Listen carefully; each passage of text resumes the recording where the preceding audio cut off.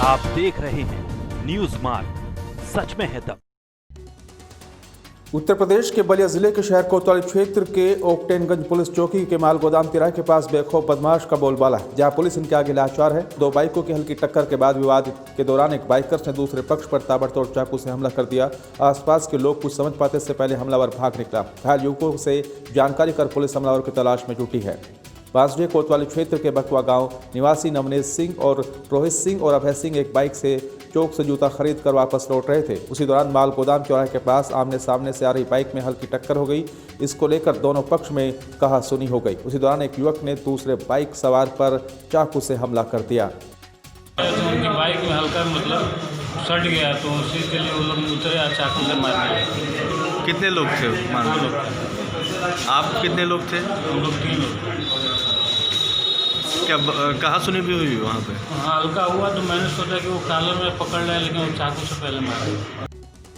Corona महामारी के बीच lockdown लगने पर जिला कारागार से सरकार की मंशा के अनुरूप पैरोल पर मिर्जापुर से 30 कैदियों को छोड़ा गया था। जेल से लौटने की अंतिम तिथि 25 नवंबर तय की गई थी। पैरोल पर रिहा किए गए थे 18 कैदी तो वापस आ गए, लेकिन अभी तक 12 कैदी वापस नहीं लौटे। इस पर जेल प्रशासन ने अधिकारी को अवगत कराया। जेल अधीक्षक ने कहा कि हर तरीके से कैदियों की लौटने का प्रयास किया जा रहा है। जिसका मोबाइल नंबर था उसे फोन कर सूचित कर दिया गया। पैरोल की अवधि 25 नवंबर 2020 तक थी, जो कि अब खत्म हो चुकी है। 30 बंदी जो है पैरोल पे छोड़े गए थे, जिसमें 18 वापस आ चुके हैं और 12 की वापसी जो है अभी प्रतीक्षित है। जिसके संबंध में हम लोगों ने माननीय जिलाधिकारी महोदय से, माननीय एसएसपी महोदय से पत्राचार किया है, अपने कारागार मुख्यालय को भी अवगत कराया है और डेली इसकी अपडेट जो है जा रही है। जिन बंदियों के नंबर हमारे पास रिकॉर्ड में उपलब्ध थे, उनसे अगर बात संभव हो पाई है तो हमने उनसे भी फ़ोन करके ये कहा है कि भाई वो उनका पैरोल समाप्त हो चुका है, वो लौट आए कारागार। मिर्जापुर शहर के अतिव्यस्तम डंकिनगंज चौराहे पर उस वक्त भीड़ लग गई जब पुलिस के जवानों को नगर विधायक रत्नाकर मिश्र फटकार लगाने लगे। उन्होंने सड़क पर ही पुलिस के जवानों की क्लास लगा दी। पुलिस चौकी के नाम पर किए जा रहे अतिक्रमण को आमने सामने हटाने पर अड़ गए। विधायक ने पुलिस पर 1000 रुपये लेकर ट्रक पास कराने का आरोप लगाया। चौराहे पर खुद के होने और गुजरने के दौरान भी पुलिस के बैठे रहने पर अमर्यादित व्यवहार कह डाला। इसे प्रोटोकॉल की उपेक्षा और अपने सम्मान के साथ खिलवाड़ बताया। दरअसल बुधवार को नगर शहर की सड़कों से गुजरने पर पुलिस चौकी पर पहुंचे। सड़क पर ही बनी चौकी को टीन शेड का निर्माण किया जा रहा था। विधायक ने तत्काल कार्य रोकने और सड़क को जनहित के लिए खाली रखने को कहा। यहाँ के व्यवसायी लोग हमारे पास गए कि ये जाम वाला रास्ता है, वहाँ से 10 फीट अगर टीन अगर बढ़ जाएगा तो और आने जाने में दिन रात जाम पड़ेगा।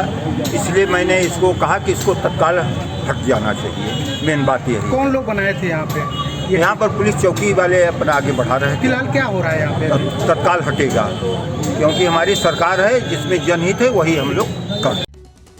हापुड़ पुलिस को एक बड़ी सफलता हाथ लगी। पुलिस ने दिल्ली लखनऊ हाईवे के एक निजी ट्रक से करीब 21 लाख रुपए का अवैध गांजा बरामद किया। इसके साथ ही पुलिस ने 4 गांजा तस्करों को भी गिरफ्तार किया। बताया जा रहा है कि पकड़े गए तस्कर गांजे को मध्य प्रदेश से लाकर एनसीआर के जिलों में सप्लाई किया करते थे। दरअसल आपको बता दें कि थाना सिंभावली पुलिस ने मुखबिर की सूचना पर चेकिंग के दौरान दिल्ली लखनऊ हाईवे से एक मिनी ट्रक से करीब 21 लाख रुपए की कीमत का अवैध रूप से सप्लाई किया जा रहा गांजा बरामद किया है। थाना सिंभावली ने एक अच्छा गुड वर्क किया है। इन्होंने लगभग 20 लाख रुपए का गांजा पकड़ा है, जो कि एमपी से एनसीआर में सप्लाई के लिए लाया जा रहा था, जिसमें 4 लोगों की गिरफ्तारी की गई है और शेष अभियुक्तों की धरपकड़ जारी है। और पूरा प्रयास ये रहेगा कि जो ये सप्लाई चेन इनकी है एमपी से लेकर एनसीआर, उसको बस्ट किया जाए। राज्यसभा सांसद और वरिष्ठ कांग्रेस नेता दिग्विजय सिंह ने सरकार पर निशाना साधा। कहा कि सरकार में किसान और मजदूर दोनों परेशान हैं। पीडीएस के माध्यम से गरीबों को सस्ता अनाज मिलता है। एमएसपी से सरकार उसे खरीदती है। उसी पीडीएस और एमएसपी को सरकार खत्म करना चाहती है। हमारे देश में फूड इंडेक्स बहुत कम है। ऐसे में डायरेक्ट रुपए देने से और गिरावट आएगी, जिससे गरीबों को सस्ता अनाज नहीं मिल पाएगा। इसलिए इसका विरोध किसान कर रहे हैं। राज्यसभा सांसद मिर्जापुर के विंध्याचल में आदिशक्ति मां विंध्यवासिनी के दर्शन पूजन करने के बाद पत्रकारों से बात कर रहे थे। जिले के लालगंज थाना क्षेत्र के एक बंदी में 3 किशोर चचेरे भाइयों का शव पाए जाने की घटना पर कहा कि प्रदेश की कानून व्यवस्था चिंताजनक है। ये है कि किसान और मजदूर दोनों आज परेशान हैं और ये पूरा का पूरा विषय एक थोड़ा सा संवेदनशील इसलिए है क्योंकि लोगों को, गरीबों को अनाज सस्ता मिलता है पीडीएस के माध्यम से। बलिया में मेले में चाउमीन खाने से 6 बच्चे बीमार हो गए। चाउमीन खाने से फूड पॉइजनिंग का शिकार हुए 2 बच्चों की मौत हो गई, जबकि 4 बच्चों का प्राइवेट अस्पताल में इलाज चल रहा है। मामला नरही थाना क्षेत्र के नरही गांव का है, जहां लगे मेले में घूमने गए बच्चों ने मेले में लगे स्टॉल से चाउमीन खरीद कर खाई। चाउमीन खाने के बाद घर लौट रहे बच्चों की हालत बिगड़ने लगी। देखते देखते फूड पॉइजनिंग का शिकार बच्चों की हालत गंभीर हो गई। परिजन बीमार बच्चों को लेकर स्थानीय CHC पहुंचे, जहां इलाज के दौरान 14 वर्षीय प्रिया और 7 वर्षीय महिमा नामक 2 बच्चों की मौत हो गई, जबकि फूड पॉइजनिंग का शिकार 4 बच्चों का प्राइवेट अस्पताल में इलाज चल रहा है। इस घटना से गाँव में हड़कंप मचा हुआ है। जो है चाउमीन वगैरह खाए थे, बाद में उन बच्चों में वोमिटिंग और लूज स्टूल यानी डायरिया की शिकायत हुई और उनका BP काफी लो हो गया था, जिसको लेकर के उनके गार्जियन जो है CHC नरही पर गए थे।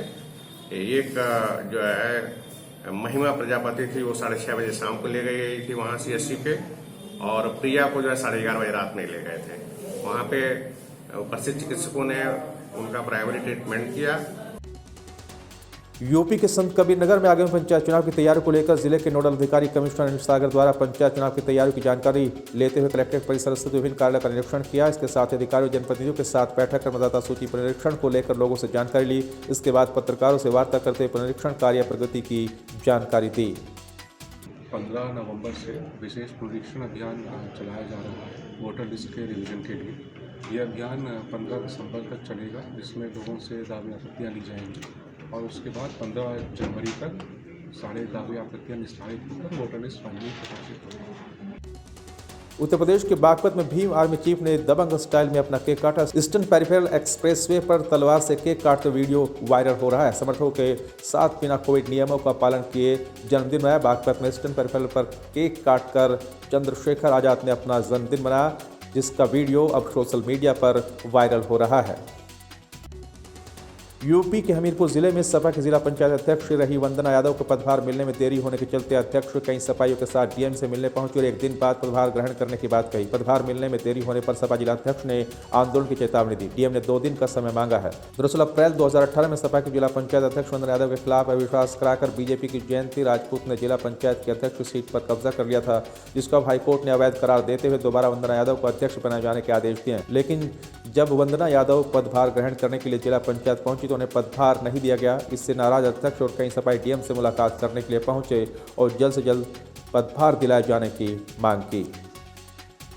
जिलाधिकारी से हम लोग मिले, हमने अपनी पूरी बात बताई।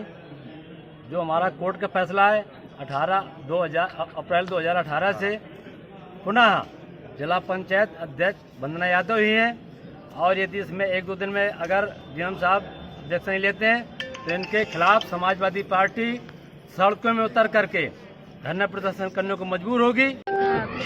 ऑर्डर तो रखी है, उन्होंने कहा मुझे थोड़ा सा इसको देख लेने दीजिए, समझ लेने दीजिए। उन्होंने 1 दिन का समय लिया है। अगर इसके बाद अगर वो कुछ नहीं करते हैं तो हम माननीय न्यायालय में जाके कंटेम्प्ट करेंगे और सड़कों पे, जैसे कि हमारे माननीय जिलाध्यक्ष जी बोल रहे हैं, तो हम लोग आके सड़कों पे उतरेंगे, क्योंकि हम लोग लगातार संघर्ष करते रहे हैं, उसी के आदी हैं हम।